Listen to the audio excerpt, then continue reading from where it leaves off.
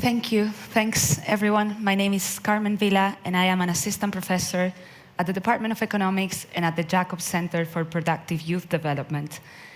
My main interest is in the effect of public policies on young people, especially teenagers.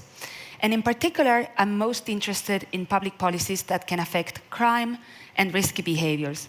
And I'm very excited to tell you today about my work on social housing design and gangs.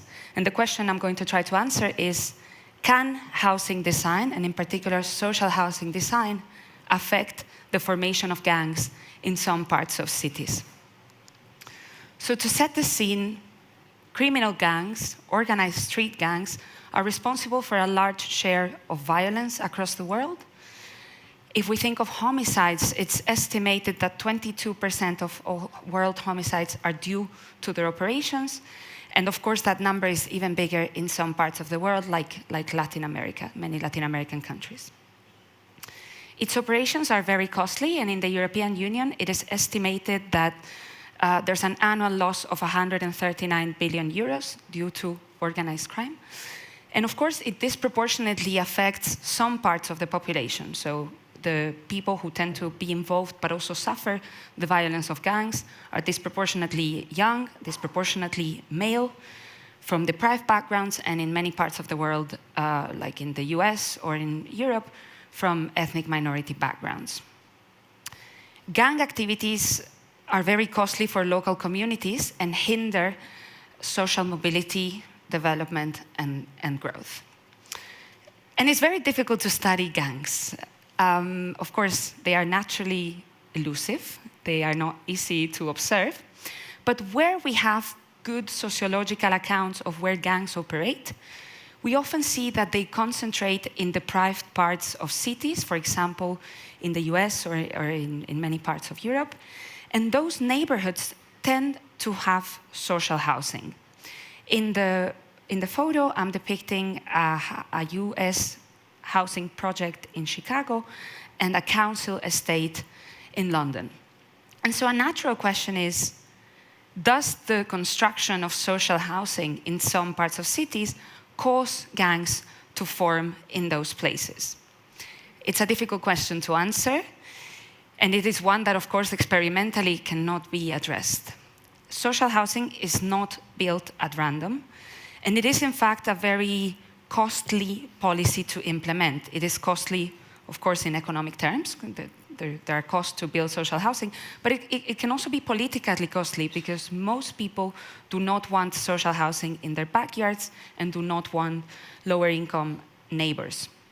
So what happens in many parts of the world is that social housing is already constructed in areas which are more deprived or which have some attributes that make that area less attractive as a real estate investment.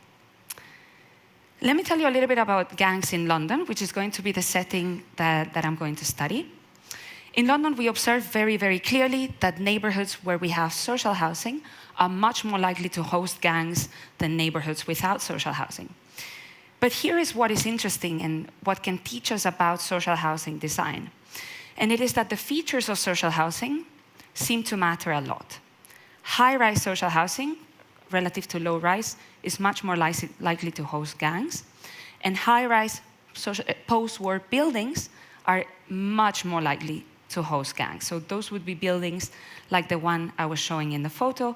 Maybe some of you are familiar in the context of London, which is the one we study, with the Grenfell Tower that tragically caught fires. These are buildings that have a very specific set of characteristics. One is the height, but they also tend to be very dense. They tend to be built with concrete, maybe not the most beautiful buildings to look at, etc. So I'm going to talk a little bit about that later.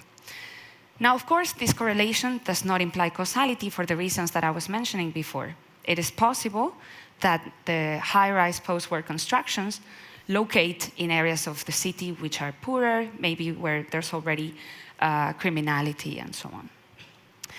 So here is where me and my co-authors try to bring some causality into the picture, and we try to answer whether there could be a causal relationship from social housing into gang formation.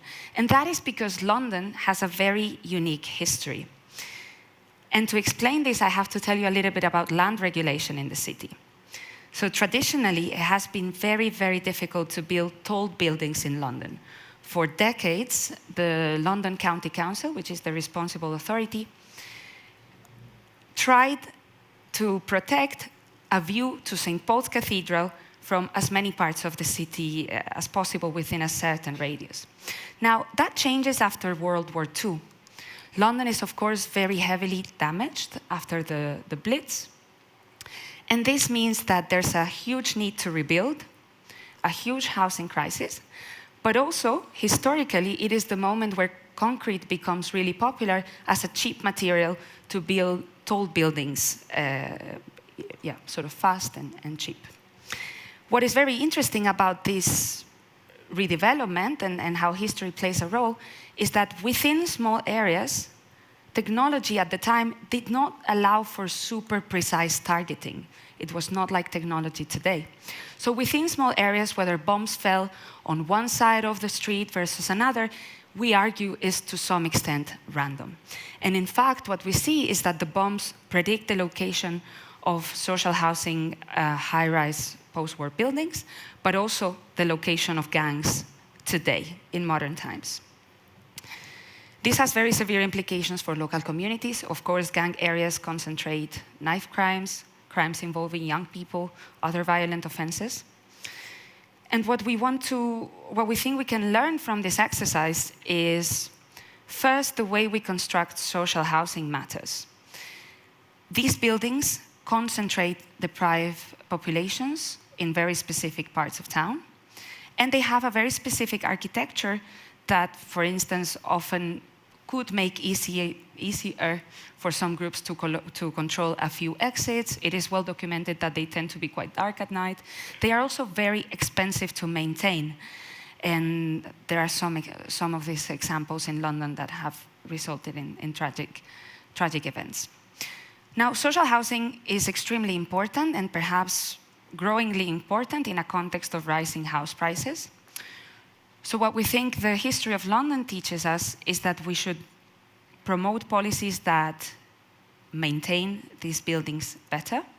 We should think of social housing design in a way that fosters other types of social interactions, but perhaps more promising, mixed communities, so mixing lower incomes and higher incomes, seems like a very promising policy tool. And there's a growing amount of evidence on the benefits that mixed housing communities can bring about. Now, as I was saying, that is costly, and promoting mixed housing communities in many parts of the world is going to require a lot of collective willingness and a lot of social effort. But what is very clear from, I think, our work is that not doing so could have very dramatic consequences that last decades, if not hundreds of years. And with this, I conclude. Thank you very much.